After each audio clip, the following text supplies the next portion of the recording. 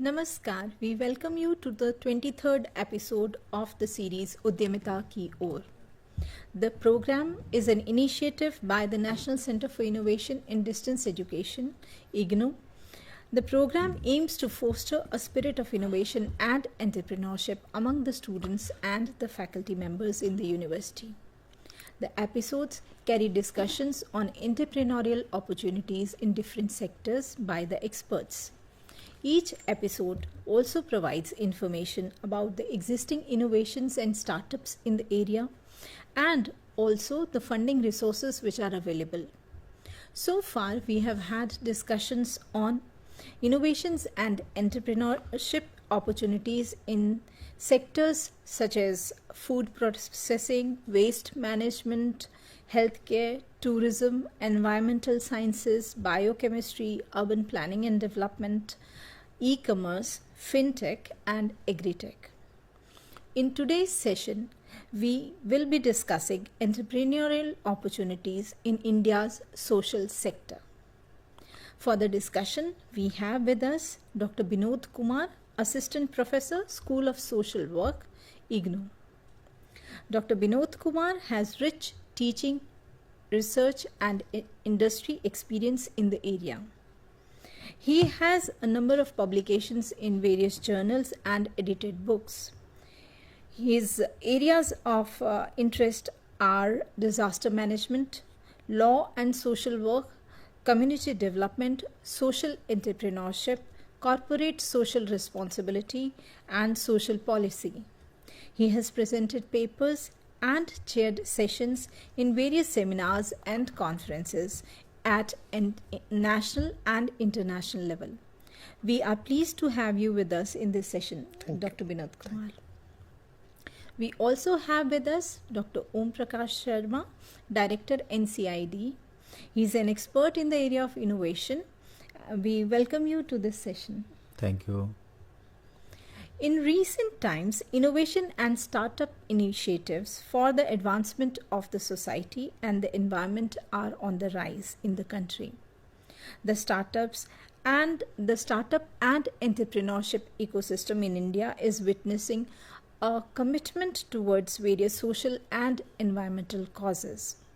Startups in India are trying to address some of India's most pressing social challenges and providing sustainable solutions across various sectors such as health, environment, water, agriculture, and poverty alleviation. So we have startups in agribusiness, health tech, clean energy, etc. A large number of these startups are also leveraging technology to build sustainable solutions to bring about a long-lasting social impact. According to NASSCAM, in the year 2019, the number of social startup initiatives in India was around 400, and that number is increasing at the rate of 20% each year. The major contributors to this rise are increasing number of internet and smartphone users and support by policy framework, government initiatives, corporate investments, and a growing tech-savvy population. At its core, startups in social sector endeavor to apply practical, innovative, and sustainable approaches to benefit society in general with an emphasis on those who are marginalized and poor. Unlike traditional business entrepreneurs who measure performance in terms of profit and return, social entrepreneurs assess their success in terms of the impact they have on the society. Entrepreneurs in the social sector rely on sustainable, market-driven approaches that address the root causes of these problems. The aim is to create systemic change and long-lasting impact with an approach that is entrepreneurial, seeking sustainable and scalable solutions. Social entrepreneurs are providing innovative solutions to social problems utilizing entrepreneurial principles and practices to create sustainable and impactful change. These change makers are trying to make a positive difference in the world by combining their business acumen with a strong social consciousness. We will be discussing more about startups in the social sector in today's episode. So, I would request our expert, Dr. Binod Kumar, to please tell us more about startups in the social sector and what is meant by social entrepreneurship. Thank you, madam. Let me start with the, the overall scenario across the globe, and then we will come to the country. See, if you see the business model across the globe, and they have been not been able to solve many social problems. That means the market related mechanism has been limited to profit maximization, and it has not percolated down to the non-profit sector, which we are going to discuss in the today's episode. So when it comes to global level, these things are changing, and you can say the classroom teaching as well as the entrepreneurs after graduating from the colleges and university, they are trying to experiment with different ideas, and they are amalgamating both the principles. That means the traditional non-profit values creation as well as profit maximization. These two principles from two sectors, that means non-profit sector and profit sectors, are amalgamated, and these two sectors are contributing in the value creation when it comes to the social entrepreneurship. Social entrepreneurship के बारे में और भी अगर सहज तरीके से बात किया जाए तो सोशल एंटरप्रेन्योरशिप में अगर बहुत ही सरल भाषा में हम उसकी बात करें तो ये सोशल एंटरप्रेन्योरशिप है। एक तरीके से देखें कि इसमें हम जो ट्रेडिशनल कर रहे थे उससे अलग इस तरीके से कि इसमें हम बिजनेस वैल्यू बिजनेस प्रिंसिपल्स को ऐड कर रहे हैं। तो पहले क्या है कि पहले ऐसा होता था कि जब हम सोशल इश्यूज़ के बारे में हम सोचते थे तो हमारे पास उसका सॉल्यूशन कि क्या हम हमेशा या तो सरकार की तरफ देखते थे, या हमारे पास दूसरा एक ये था कि हम नॉन प्रॉफिट सेक्टर, जिसको नॉन गवर्नमेंटल ऑर्गेनाइजेशंस बोलते हैं, उसकी तरफ देखते थे। पर उनका जो वर्किंग पैटर्न है दे आर वेरी डिफरेंट। तो नॉन गवर्नमेंटल ऑर्गेनाइजेशंस जो है वो वर्क करते थे डोनर ड्रिवन अप्रोच पे। अब उनका क्या है कि डोनर ड्रिवन अप्रोच मतलब ये हुआ कि डोनर जो है वो तो प्रॉब्लम भी डिसाइड करता है, और प्रॉब्लम कैसे सॉल्यूशन होगा इसके बारे में भी डोनर ही डिसाइड करता है। अब ये लोकल कम्युनिटी के बहुत सारे ऐसे प्रॉब्लम्स थे जो globally they have not been able to arrest these problems, like a poverty alleviation, this classic example. और इस पे पूरा ग्लोब एक अगर एसडीजी के फ्रेमवर्क में, सस्टेनेबल डेवलपमेंट गोल के फ्रेमवर्क में हम बात करें तो ये चीज़ें उसमें भी हैं, पर उसको सॉल्यूशन किस तरीके से होगा, किस तरीके से उसका समाधान ढूंढा जाएगा, ये एक तरीके से हम बताएं कि सोशल एंटरप्रेन्योरशिप एक तरीके से डिपार्चर है जो दोनों चीज़ों को अमलगमेट करने की कोशिश करता है। जो ट्रेडिशनल जो सोशल एंटरप्राइज थे, जो एनजीओ थे, और अब जो बिजनेस मॉडल्स थे, that means the profit maximization जो मॉडल था, ये दोनों को कंबाइन करके एक तरीके से बताएं कि ये उसको आगे ले जाने की कोशिश कर रहे हैं। और इसके थ्रू क्या हो रहा है कि इसके थ्रू किसी भी सोशल प्रॉब्लम्स को हम आइडेंटिफाई करते हैं। सोशल एंटरप्रेन्योरशिप में पहला जो फंडामेंटल प्रिंसिपल है identification of any particular problem. तो उसमें पर्टिकुलर प्रॉब्लम को आइडेंटिफाई करके उसको समाधान करने की कोशिश करते हैं, और समाधान करने में हम प्रिंसिपल्स क्या अप्लाई करते हैं, ये दोनों ही सेक्टर, नॉन प्रॉफिट और प्रॉफिट सेक्टर्स के प्रिंसिपल को अप्लाई करते हैं और उनका समाधान ढूंढने की कोशिश करते हैं। तो जैसे अभी सोशल सेक्टर में पहले तो एनजीओज रहते थे, और जैसे आपने कहा कि अब उसमें स्टार्टअप्स हो रहे हैं, इनोवेशन के प्रिंसिपल, इनोवेशन भी उसमें अप्लाई की जा रही है, कई लोग नए नए सॉल्यूशंस लेकर आ रहे हैं। तो कौन से ऐसे सेक्टर्स हैं जिसमें स्टार्टअप्स ज़्यादा आ रहे हैं? अगर अभी देखें ट्रेडिशनली देखें तो ट्रेडिशनली कोविड के पहले अगर हम कोविड को एक लाइन मान सकते हैं, pre Covid and post Covid. अगर प्री कोविड को देखेंगे तो एक मिक्स रिस्पॉन्स था, मतलब अलग अलग सेक्टर्स को स्टार्टअप्स में लोग ले रहे थे। अगर पोस्ट कोविड में देखेंगे 2-3 सेक्टर बहुत ही सख्ती से उभर के आया है, और उसमें सबसे पहला जो है वो एडटेक है। अगर एजुकेशनल सेक्टर में आप देखेंगे तो बहुत सारे इनोवेशंस आए हैं। और दूसरा जो सेक्टर है वो फिनटेक है। और जो पहले से आ रहा है 2015 के बाद से, अगर हम 2015 को डेडलाइन माने जब एसडीजी गोल डिफाइन हुआ और आपका पेरिस एग्रीमेंट हुआ, तो आप देखेंगे कि जो क्लाइमेट चेंज रिलेटेड जो स्टार्टअप्स हैं बहुत ही पूरे ग्लोब में, नॉट ओनली इन इंडिया, पूरे ग्लोब में इस तरीके का एक तरीके से मुहिम है कि क्लाइमेट चेंज को किस तरीके से हमको टैकल करना है। और आप देखें कि क्लाइमेट चेंज ऐसा है कि क्लाइमेट चेंज एक ग्लोबल प्रॉब्लम है, ये कोई इंडिविजुअल और एक कम्युनिटी का प्रॉब्लम नहीं है।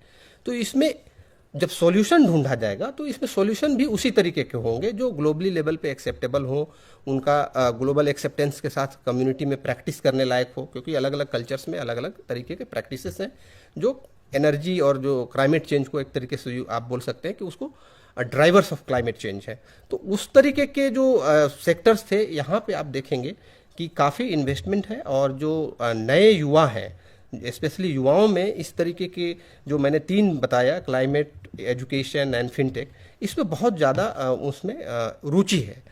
और जो मतलब अगर देखें कि टेक्नोलॉजी इटसेल्फ जो है एक बड़ा सेक्टर है, ये तो आपको सोशल सेक्टर के साथ हमने टेक्नोलॉजी का अमलगमेशन बताया।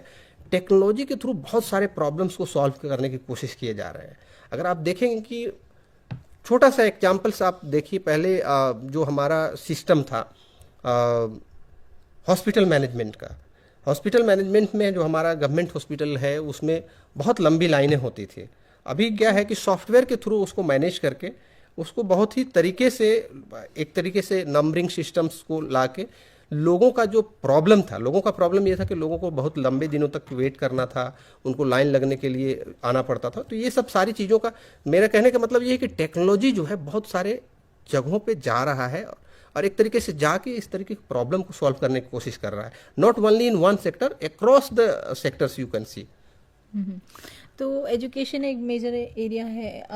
जो क्लाइमेट चेंज आप कह रहे हैं उसको ओवरऑल एनवायरनमेंट का एरिया भी ले सकते हैं, एक सेक्टर ले सकते हैं। डॉक्टर शर्मा, आप इसमें फैक्ट देखिए, जैसे डॉक्टर विनोद ने बताया कि पहले हम सबका ये था कि सोसाइटी से रिलेटेड जितने भी इश्यूज होते थे, प्रॉब्लम्स होती थी, उनके सॉल्यूशन के लिए, चाहे वो एजुकेशन का हो या एनवायरनमेंट का हो या हेल्थ सेक्टर का हो, कहीं ना कहीं एक पहले दिमाग में आता था कि एनजीओ की concept, non government non profit organization की तरफ में।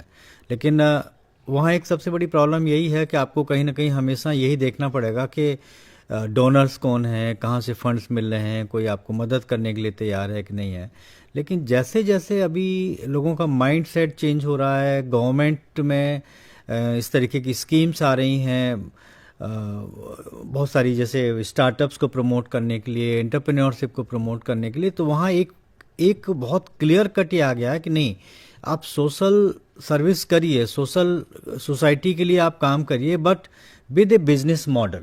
बिजनेस मॉडल का मतलब है कि आप एकदम से किसी के ऊपर देखने के लिए न रहें कि आप जो है आपको कौन पैसा देगा तभी आप आगे बढ़ेंगे। कई बार बहुत सारे non government organisations, non profit organisations जो है वो सस्टेन नहीं कर पा रहे थे, नहीं कर पाते हैं, because they always lack the funding resources, they are dependent for. इसलिए अब जो आ गया है एंटरप्रेन्योरियल, जो हम पॉसिबिलिटीज को एक्सप्लोर कर रहे हैं इन the field of in these all field, चाहे वो आपका एजुकेशन का फील्ड हो, हेल्थ का फील्ड हो या आपका एनवायरनमेंट का फील्ड हो। विमेन एम्पावरमेंट की बात करते हैं, विमेन एम्पावरमेंट के लिए आप देखिए कि जितने सेल्फ हेल्प ग्रुप हैं या बहुत सारे जो रूरल एरियाज़ में इतने सारे इनिशिएटिव्स लिए जाते हैं जहाँ की विमेन को फोकस में रखते हुए बहुत सारे ऐसे मतलब जिन्हें हम धंधे कहते हैं या जिनको रोजगार की जो अपॉर्चुनिटीज़ देखते हैं, now they are converting into proper entrepreneurship. And not only entrepreneurship, many of them are now moving towards the big startups, क्योंकि स्टार्टअप्स में और एंटरप्रेन्योरशिप में थोड़ा डिफरेंस है, लेकिन कम से कम हम ये देखते हैं कि एंटरप्रेन्योरियल माइंडसेट से आप जा रहे हैं तो आप ये तो देख रहे हैं कि मुझे उसमें कमाना है और उसी से उसको चलाना है, because that sustainability is very important आप देखिए कि गवर्नमेंट लेवल पे भी बहुत सारे फाइनेंशियल इंक्लूजन के लिए भी बहुत सारे इस तरीके के एंटरप्रेन्योरशिप स्टार्टअप या बिजनेसेस स्टार्ट हो रहे हैं। तो ये जो जितने एरियाज हैं जहाँ जहाँ भी सोसाइटी कहीं इम्पैक्ट होती है, peoples are impacted by your initiative, so वो उसमें आ रहे हैं। एंड देन अब मॉडल हो रहा है बिजनेस मॉडल, रेवेन्यू मॉडल जिसे हम कहते हैं कि यू इन्वेस्ट समथिंग, और उसका एक प्लस पॉइंट और क्या हो रहा है कि now it is not only you who have taken initiative. अगर आपका सक्सेसफुल है, मॉडल सक्सेसफुल है एंड रिजल्ट्स आर विजिबल, तो बहुत सारे जो इन्वेस्टर्स हैं, जो फंडिंग एजेंसी हैं, they are also ready to support you, fund you, put money in your investment as equity etcetera. तो ये बहुत सारी उसमें पॉसिबिलिटीज आ रही हैं। एक आर्टिसंस को लेकर भी कई स्टार्टअप्स हैं, artisans and even clean technology में के एरिया में। देखिए आर्टिसंस के केस में अगर हम देखते हैं, हमारे रूरल एरिया में, पर्टिकुलरली रिमोट एरियाज में इतनी टैलेंट है, इतने सारे इस तरीके के प्रोडक्ट्स होते हैं, लेकिन वो डायरेक्टली सोसाइटी को इम्पैक्ट करते हैं, डायरेक्टली जो पीपल हैं, लोग हैं, उनको इम्पैक्ट करते हैं। बहुत सारे जो नॉन गवर्नमेंट ऑर्गेनाइजेशंस पहले उसमें कर भी रहे थे, अभी भी कर रहे हैं, लेकिन उनकी रीच और जो उनका इम्पैक्ट है बहुत उतना नहीं था जितना अब हो सकता है, जब आप ये देख रहे हैं कि you are earning from that and also helping those people, जो आर्टिसंस को। तो आप एक इनिशिएटिव से आपके कई काम हो रहे हैं, उन लोगों की भी मदद हो रही है, उन सबको एक प्लेटफॉर्म पे ला रहे हैं, आप भी उससे जो अर्निंग कर रहे हैं। और सबसे ज़्यादा इम्पॉर्टेंट है कि वो जो प्रोडक्ट हैं, जो हमारे अगर पर्टिकुलरली इंडियन कॉन्टेक्स्ट में बात करें, तो these all local artisans and local products, they are very rich in culture, और उनको हम बहुत ग्लोबल लेवल पे we are able to make them available. तो अगर हम सोशल एंटरप्रेन्योर्स की बात करें, बहुत तरह के सोशल एंटरप्रेन्योर्स होते हैं जो अलग अलग एरियाज के हिसाब से डिफाइन किए जाते हैं, थोड़ा उसके बारे में बताएंगे? अगर देखा जाए तो सोशल एंटरप्रेन्योर्स है, देखिए अलग अलग लेवल पे वर्क करते हैं। जो एंटरप्रेन्योरशिप का कॉन्सेप्ट मैंने बताया कि जैसे बहुत सारे आपके इंडिविजुअल लेवल्स पे हैं, बहुत सारे कम्युनिटी लेवल्स पे हैं, और नॉन प्रॉफिट तो ऑलरेडी हम डिस्कस कर रहे हैं कि नॉन प्रॉफिट लेवल पे जो एंटरप्रेन्योरशिप है। अगर आप देखें बहुत सारे जो हैं, जैसे मैंने बताया कि ग्लोबल लेवल पे बहुत सारे एंटरप्रेन्योर्स ऑपरेट कर रहे हैं।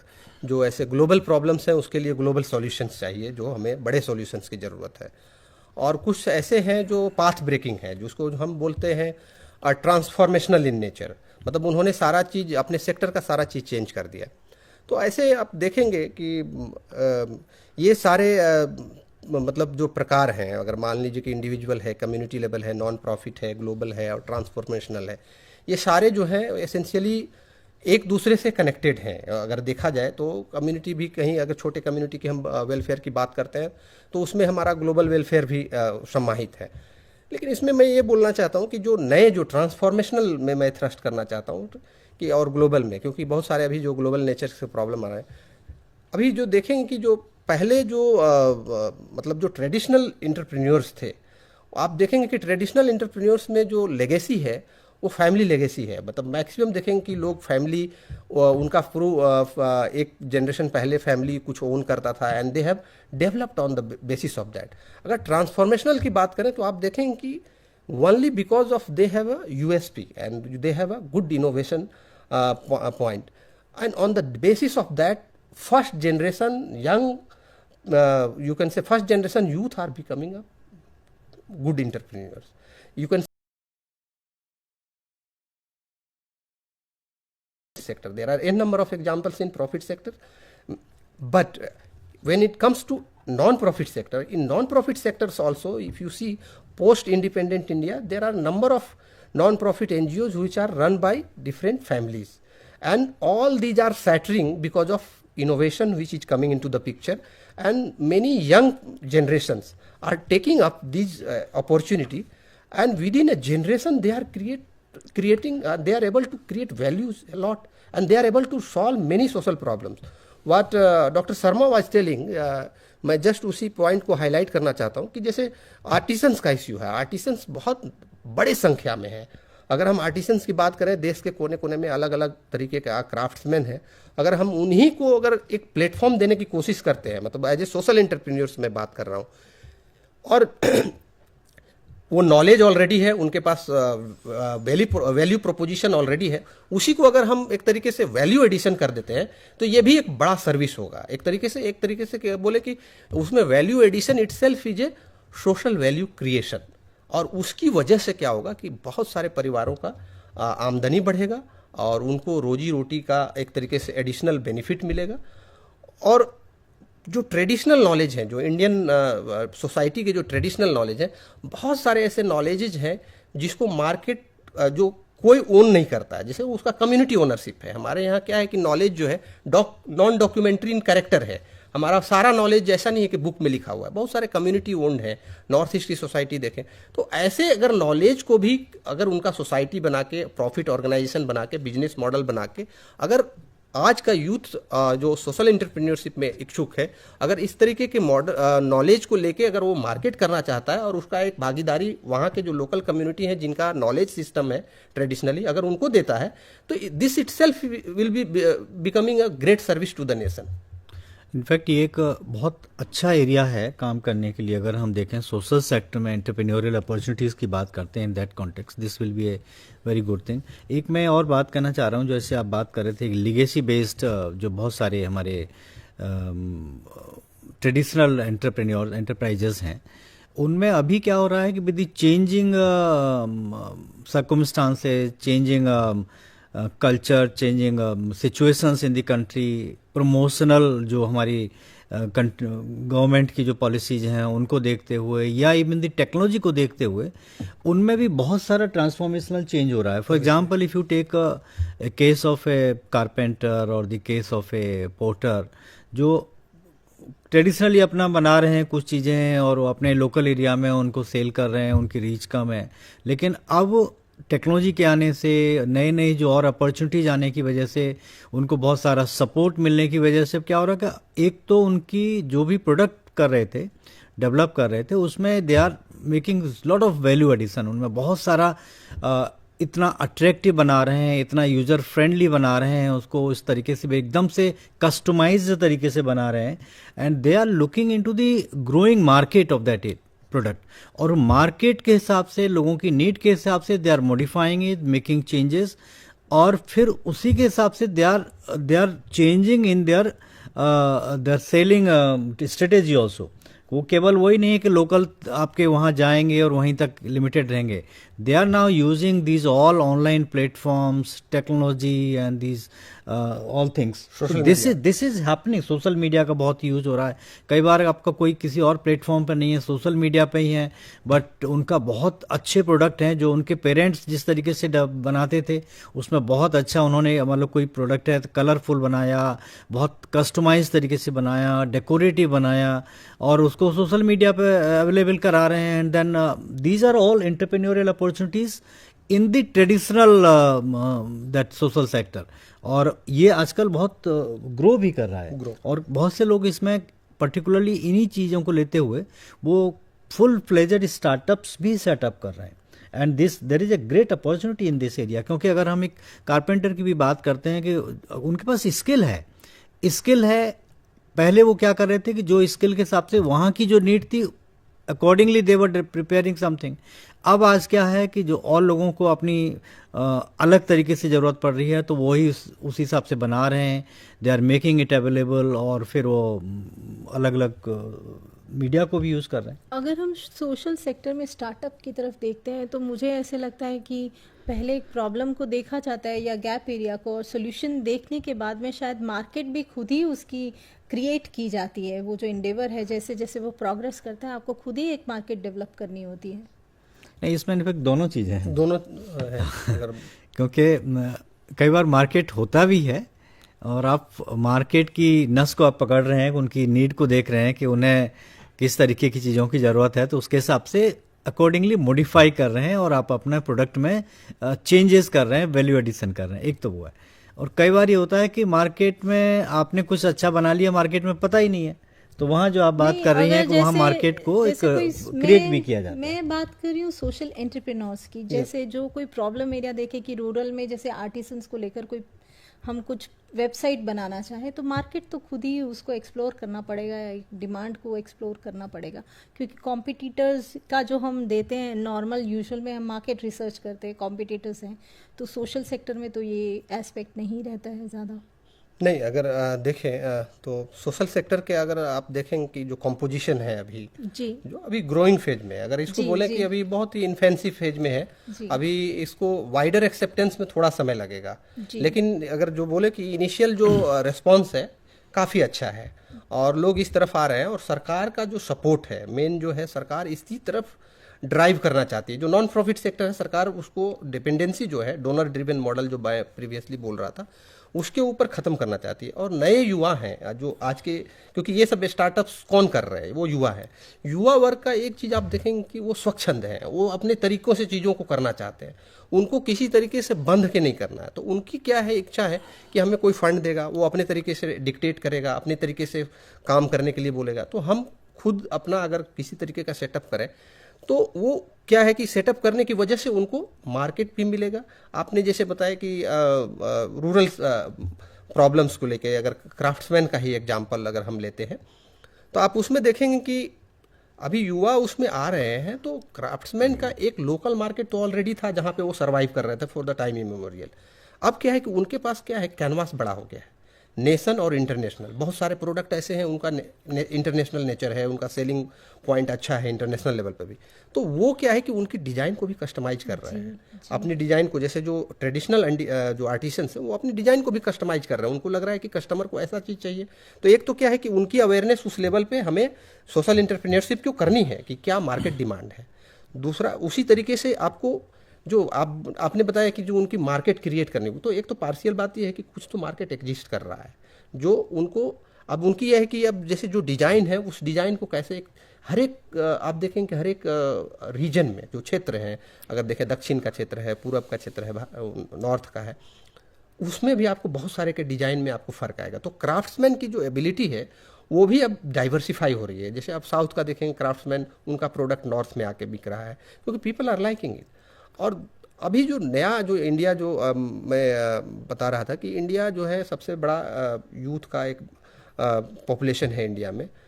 अब युवा लोग क्या है कि इसमें भी एक्सपेरिमेंट करना चाहता है। जैसे अगर डिज़ाइन की बात करें तो उनको नए नए डिज़ाइन चाहिए, चाहे वो क्लोथ्स का हो, शूज़ का हो, या फिर उनके घर के पूरे आइटम्स फर्नीचर्स का हो, तो वो लोग एक्सपेरिमेंट करना चाहते हैं। तो जैसे आपने बताया कि उनके मार्केट को एक्सप्लोर करने पड़ेंगे, तो ये इतना बड़ा अनटैप्ड मार्केट ऑलरेडी है यहाँ पे, लोग पैसा लगाने को तैयार हैं। उनको डिजाइन चाहिए ऐसा, उनको जैसे मन चाहिए वैसा प्रोडक्ट चाहिए। देखिए, एक सोशल सेक्टर में ही अगर आप देखिए 2 साल पहले गवर्नमेंट ने एक टॉयकाथॉन किया था। टॉयकाथॉन एक है toy making kind of hackathon, जिसमें अपने लोकल जो आप आइटम्स हैं या लोकल नीड है उनके हिसाब से टॉयज़ को बनाना और फिर उसके लोगों तक अवेलेबल कराना। और अब उसमें क्या हो रहा है कि पहले चाइनीज़ हैं या और कहीं के भी टॉयज आते थे, उनके बहुत सारे हार्मफुल इफेक्ट हैं। अब इंडियनाइज्ड जो टॉयज बनाए जा रहे हैं, they are being made available. तो ये तो सारा उसी सोशल सेक्टर का है। और वुड के बनाए जा रहे हैं अलग अलग तरीकों से और आइटम्स को लेकर के। सो वो उसी डायरेक्शन में, and that has become a very big industry and a lot of startups enterprises are coming in that area. चर्चा को थोड़ा सा विराम देते हुए हम लेते हैं एक छोटा सा ब्रेक। मिलते हैं ब्रेक के बाद।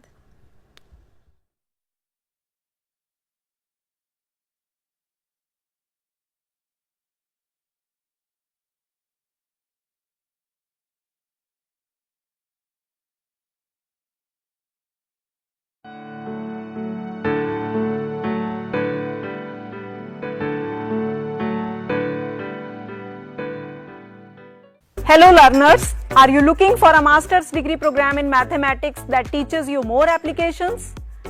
If the answer is yes, then the program MSc in Mathematics with applications in computer science offered by the Indira Gandhi National Open University in open and distance learning mode is appropriate for you. Let us see some salient features of the program. For admission to the program, you must have a major or honors degree in mathematics. You are also eligible if you have studied 3 subjects with equal weightage at undergraduate level, with mathematics as one of the subjects. Mathematics and computer science have always enjoyed a symbiotic relationship. Mathematics has helped in providing a solid theoretical basis for computer science, whereas computer science has enriched mathematics by posing interesting problems that can be solved using tools of mathematics. Because of this close relationship, the program team has designed a curriculum that has a judicious mix of core mathematics courses and exciting elective courses on some of the current applications of mathematics in computer science. This program has 64 credits divided equally over 4 semesters. The medium of instruction is English. The core mathematics courses include algebra, real analysis, complex analysis, programming and data structures, differential equations, probability and statistics worth 34 credits. The 26 credits of elective courses are on graph theory, image processing, soft computing, cryptography, coding theory, computer graphics. Some of the core and elective courses have a practical component consisting of computer-based programming exercises that implement algorithms and techniques taught in the course. To give you some hands-on experience, the program has a project at the 4th semester. After completing the program, you may join research institutes, industry or teaching profession at any level based on your interest and aptitude. You can join the program during the January admission cycle or the July admission cycle. So what are you waiting for? You go to IGNOU Samarth admission portal and register yourself.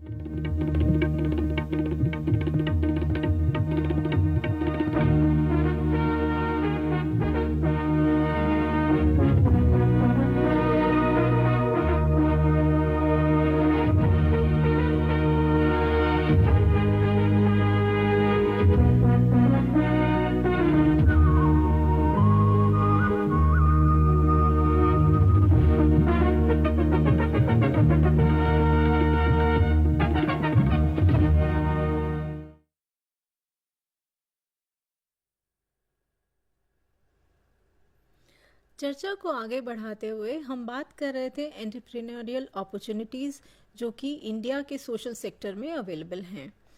तो हम जानना चाहेंगे अपने expert से कि अगर कोई social entrepreneur बनना चाहता है तो उसके क्या स्टेप्स हैं, कैसे बन सकते हैं?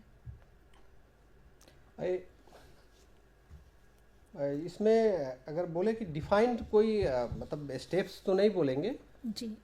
इसमें ऐसा है कि कुछ चीज़ें हैं जो ध्यान में रखने हैं और उसको आपको फॉलो करने हैं बेसिकली। तो सबसे पहला जो स्टेप है वो प्रॉब्लम आइडेंटिफिकेशन का है कि आप जो किसी भी तरीके के जो सोशल प्रॉब्लम्स हैं, हम जब सोशल एंटरप्रेन्योरशिप की बात कर रहे हैं तो हमारा कोशिश ये होता है कि किस तरीके से कोई भी एक सोशल इश्यूज़ को हम आइडेंटिफाई करते हैं। अगर आप मान लीजिए कि एजुकेशन है, फॉर एग्जांपल हमने एक एजुकेशन का एक उदाहरण लेते हैं। एजुकेशन एक बड़ा सेक्टर है और नॉन प्रॉफिट का इंटरवेंशन, नॉन प्रॉफिट ऑर्गेनाइजेशंस का हिस्टोरिकली एक बड़ा इंटरवेंशन रहा है। ट्रस्ट हो, एनजीओ हो या नॉन प्रॉफिट कंपनीज हो, बड़ा इंटरवेंशन रहा है। तो उसमें अगर आप देखेंगे कि उसमें बहुत सारे काम ऑलरेडी हो रहे हैं। तो जब हम बात करते हैं सोशल एंटरप्रेन्योरशिप की, तो जो वैल्यू क्रिएशन है उसके लिए प्रॉब्लम आइडेंटिफिकेशन आपका बहुत ही एक बोले रोबस्ट होना चाहिए। प्रॉब्लम ऐसा आइडेंटिफाई करें जो प्रॉब्लम्स रियली एग्जिस्ट करता हो। रियली एग्जिस्ट करने का मतलब क्या है कि कुछ प्रॉब्लम्स ऐसे हैं कि इंटरप्रेन्योर्स के माइंड में एग्जिस्ट करते हैं पर real on the ground these problems are not existing at all. मतलब मैं इसलिए ये बात कर रहा हूँ कि आपको उसका पोटेंशियल बेनिफिशियरी टारगेट करना है कि कौन लोग इस सर्विस को यूज करेंगे या हम वैल्यू क्रिएशन करेंगे तो कौन लोग हैं, वेदर दे आर इंटरेस्टेड और उनकी मतलब क्या बताएं, उनके एक तरीके से प्रोपेंसिटी है ये सर्विसेज जो हम सर्विस इनिशिएट करना चाह रहे हैं through social entrepreneurship, whether they are interested और नॉट। तो जैसे एजुकेशन में बहुत सारा ऑलरेडी वर्क चल रहा है, तो टू बी वेरी प्रिसाइज बहुत ही एक माइन्यूट सा वर्क लेते हैं एजुकेशन में। जो आप मान लीजिए कि चिल्ड्रन विद ऑटिज्म है, एक प्रॉब्लम है उनका एजुकेशंस को लेके, एजुकेशन सेक्टर्स में बहुत सारे इनिशिएटिव है, PWD ministry of social justice and empowerments का स्पेशल इनिशिएटिव्स है। अब इस तरीके के बच्चे हैं जो नॉर्मल स्कूल में आ रहे हैं, क्योंकि अभी एनईपी आने के बाद में इंक्लूसिव एजुकेशन की भी बात चल रही है, तो इस तरीके के बच्चे आपके टारगेट ग्रुप है, तो उनके लर्निंग एबिलिटी को इन्हेंस करना है थ्रू टेक्नोलॉजिकल इंटरवेंशन। तो अब ये एडटेक एक तरीके का एक मैं जस्ट एक एग्जांपल दे रहा था, तो मैं जो बता रहा था कि इस तरीके से आपको पिन पॉइंटेड एक प्रॉब्लम को आइडेंटिफाई करना है, नॉट एज ए होल, क्योंकि आप बहुत बड़े प्रॉब्लम पे जाएंगे तो आप बहुत ज़्यादा कन्फ्यूजन होगी। आपको एक छोटा सा प्रॉब्लम लेना है और उस प्रॉब्लम को ट्राई करना है कि कैसे उस प्रॉब्लम में what business opportunities are involve and how you can. एक बार प्रॉब्लम जब डिफाइन हो गया, प्रॉब्लम इस्टेब्लिश हो गया कि these problems are really existing in the field, then next step is to create a business model out of that particular problem. मतलब business plan बोले या बिजनेस मॉडल बोले, किस तरीके से आप उसको आगे लेके जाएंगे। अगर आप उसको किसी तरीके से बोले कि नॉन प्रॉफिट कंपनी बनाना चाहेंगे, तो कंपनी बनाएंगे तो शेयर होल्डिंग का प्रोसेस क्या होगा, कौन फंडर होगा, तो ये एक तरीके से एक बिजनेस प्लान आपको डेवलप करना पड़ेगा कि आप उसमें क्या क्या करना चाहते हैं, इंटरवेंशन क्या होगा, how it will generate value in the sense both, one is a social value and another one is maximization of profit of shareholder, क्योंकि it is also important because when people are investing money in your venture, they will want some profit out of that। दो चीज हो गया, पहला है हमने उनको problem identify किया, दूसरा ये है कि हमने उसके मार्फत एक बिजनेस प्लान डेवलप किया so that it becomes saleable when we ask for the fund in the market. अब दूसरा जो है आप उसके बाद क्या करते हैं कि ये एक स्टेप ये है, usually people are not referring this step to discuss in a wider audience. जैसे जो प्रॉब्लम आपने आइडेंटिफाई किया है, through different startup competitions government state level पे भी कर रही है और सेंट्रल लेवल पे भी बहुत सारे इनिशिएटिव्स हैं, you try participate in that, then you will get flavour that what is going on in this sector, because many times what is happening, we think sitting in the room that we are best innovators, and when we are going into the market we see that these problems are already tackled by many fellow, already they are working on it.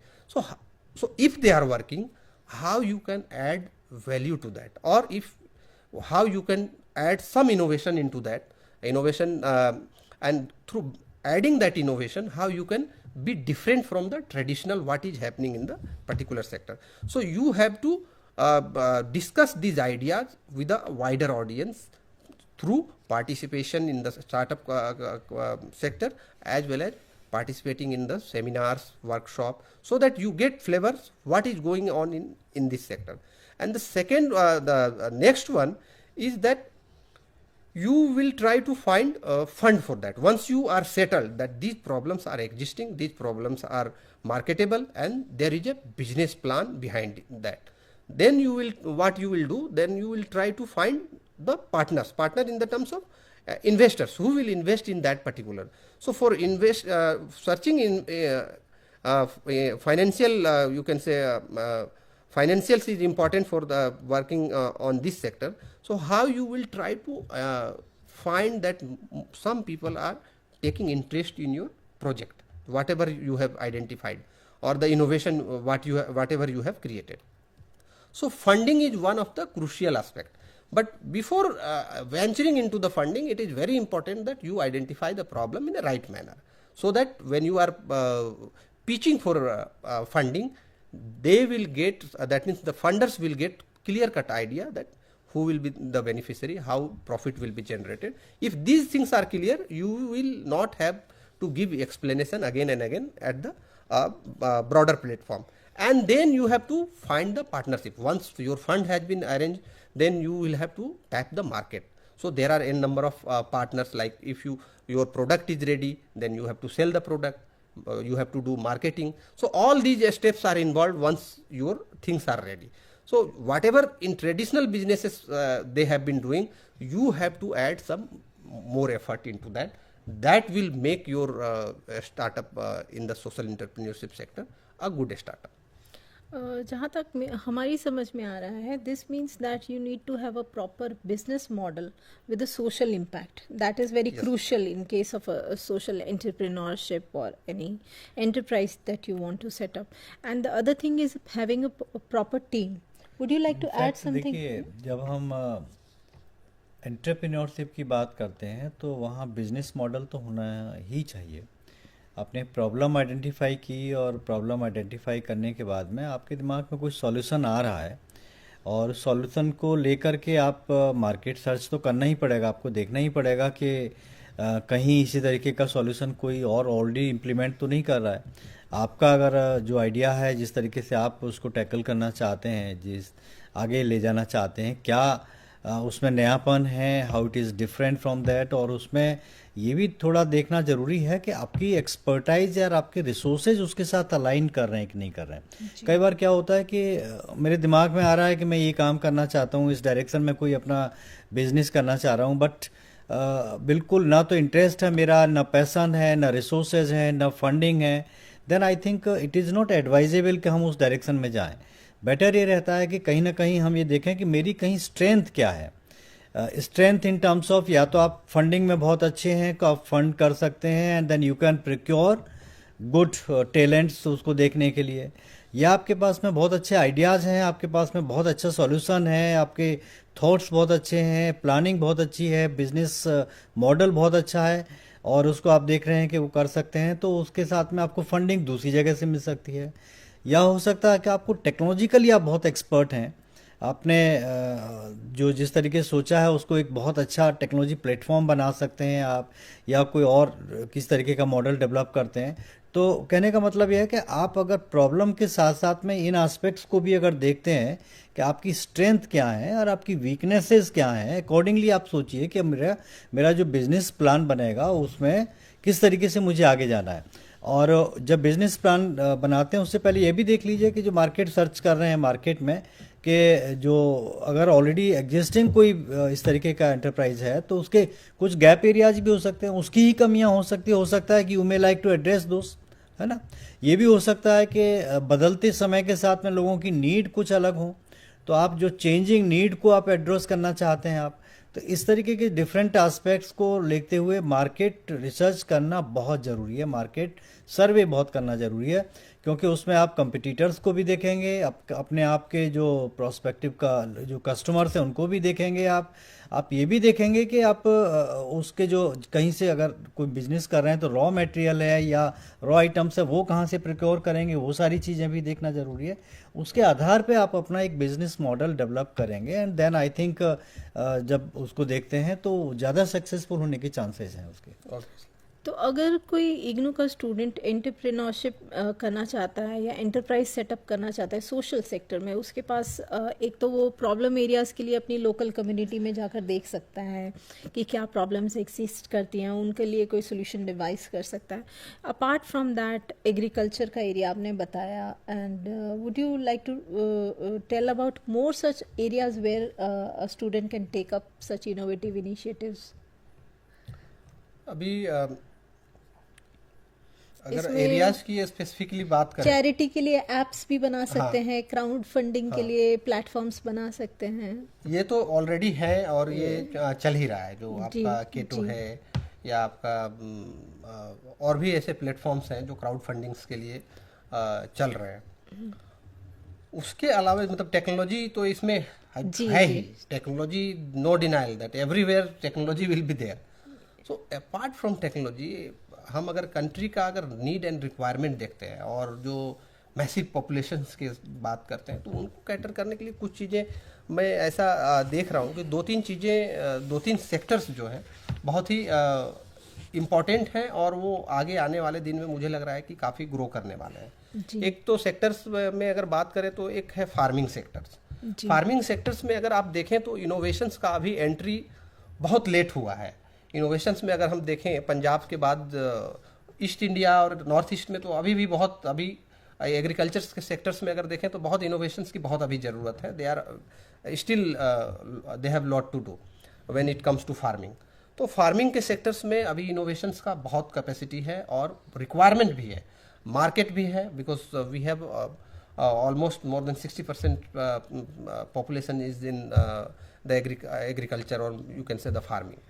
दूसरा जो है दूसरा जो इसी से related aspect है वो है ये प्रोसेसिंग का.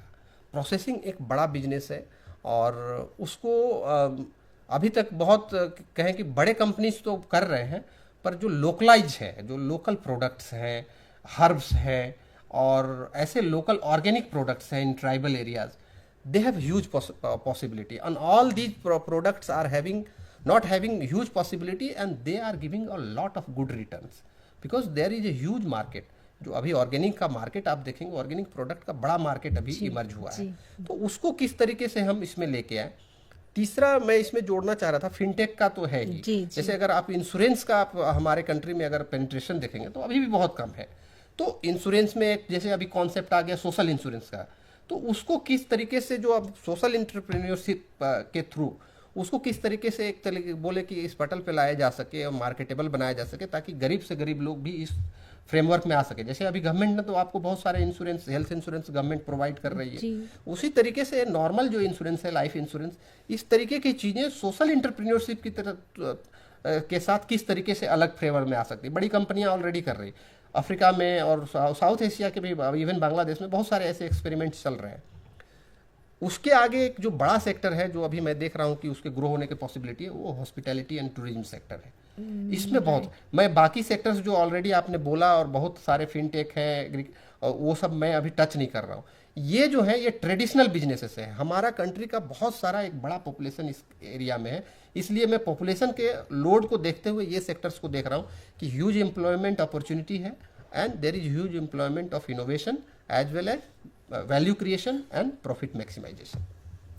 देखिए, एक इस कॉन्टेक्स्ट में मेरे दिमाग में ये आ रहा है कि जब हम सोशल सेक्टर की बात करते हैं तो ट्रेडिशनली एकदम से हमारे दिमाग में एनजीओज़ की कॉन्सेप्ट आती थी, और एनजीओज़ जो काम कर रहे हैं, नॉन गवर्नमेंट ऑर्गेनाइजेशंस, वो उन एरियाज़ में काम कर रहे हैं जहाँ डायरेक्टली सोसाइटी के साथ में उनका इम्पैक्ट है, सोसाइटी के साथ में रिलेटेड है.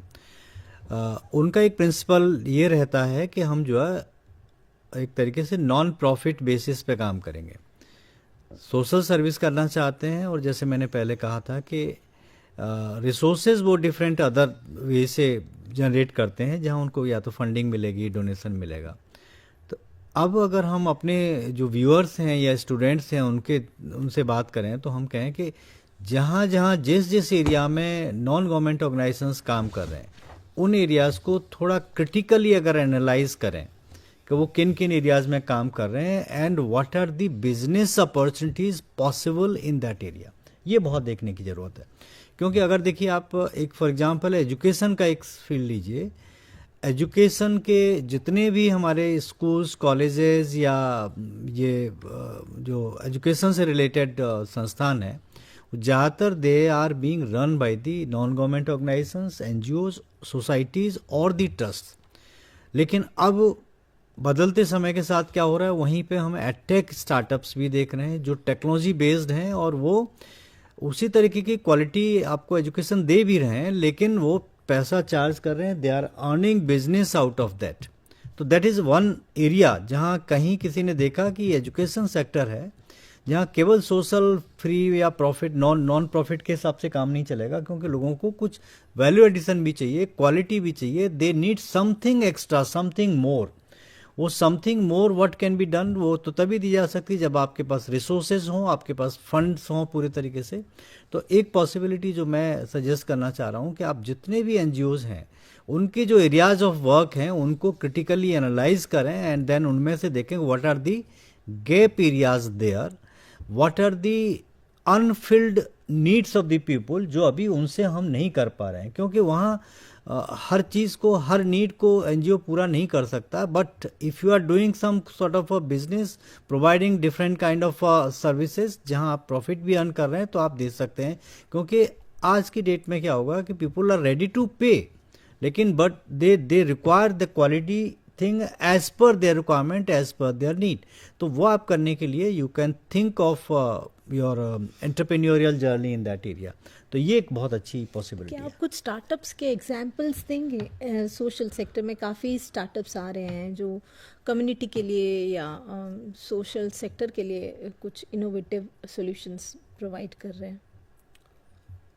स्टार्टअप्स जो इनोवेटिव हैं जो और कटिंग एज टेक्नोलॉजी पे वर्क कर रहे हैं, कुछ स्टार्टअप्स का मैं एग्जांपल देना चाहूँगा। ऐसे जैसे कुछ प्रॉब्लम्स को लेके अगर देखें कि समाज जो है जूझ रहा है, अगर देखा जाए तो हर एक तरीके से सोशल ट्रांसफॉर्मेशन के थ्रू समाज जा रहा है, तो अलग अलग प्रॉब्लम्स क्रिएट हो रही हैं और उस क्रिएट हो रही है, अगर बोले तो एक तरीके से वो गैप क्रिएट हो रही है, उसको फिल करने के लिए अलग अलग या तो टेक्नोलॉजी का हेल्प लें या किसी तरीके के स्टार्टअप शुरू करें, सो दैट कि we can able to generate value and create satiate that particular problem और you can say solve that particular problem.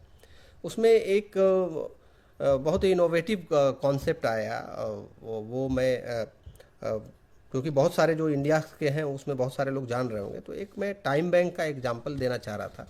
ये स्विट्जरलैंड में टाइम बैंक का एक कॉन्सेप्ट आया, कॉन्सेप्ट और बहुत ही वाइडली ग्लोबली एक स्टडीड सोशल एंटरप्रेन्योरशिप प्रोजेक्ट है।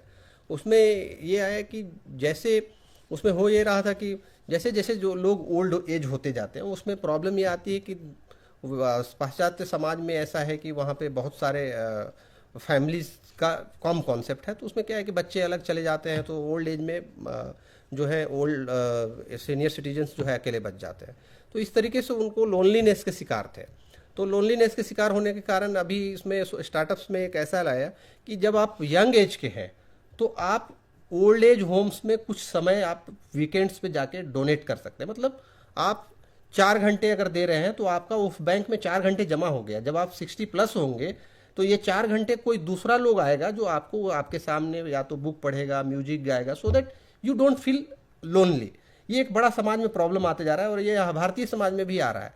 तो इसी को देखते हुए आप देखेंगे कि रतन टाटा ने एक इनिशिएटिव लिया और ये भी लोनलीनेस पे भी वर्क कर रहा है और उस प्रॉब्लम उस स्टार्टअप का नाम दिया गुड फेलोज, क्योंकि वो भी इसी तरीके का अप्रोच पे वर्क कर रहा है और वो इंस्पायर्ड बाय दैट स्टडी ही है। तो गुड फेलोज भी इसी प्रिंसिपल पे है कि how to reduce the problem of loneliness among elder citizens. ये अर्बन एरियाज का प्रॉब्लम है। और अगर इसको बहुत ही उसमें देखेंगे तो एक प्रॉब्लम एक और स्टार्टअप्स का मैं जिक्र करना चाहूँगा, हक दर्शक करके है। तो हक दर्शक का ये है कि गवर्नमेंट के पास बहुत सारे प्रोग्राम्स हैं और आदमी को मालूम नहीं है कि कौन सा प्रोग्राम्स में मैं बेनिफिशियरी बन सकता हूँ बहुत बार।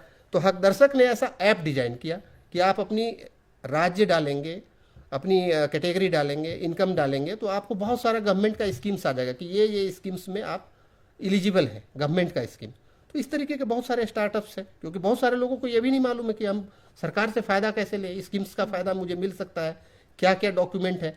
तो एक तरीके से हक दर्शक ने ऐसा ऐप डिजाइन किया जो बहुत ज़्यादा डिस्कस्ड है। अंशु गुप्ता का गुंज जो है बहुत वेल डिस्कस्ड है, तो मैं उसको इसीलिए बाद में रखा। हरीश हांडे, SELCO foundation itself become a business model and out of that he वोन मैग्सेसे अवार्ड। इसी तरीके का एक और एग्जांपल है बेयरफुट कॉलेज का, वहाँ भी ये सोलर लैंप्स को लोग रिपेयरिंग का पहले से सिखाते थे and that is a successful model in Rajasthan.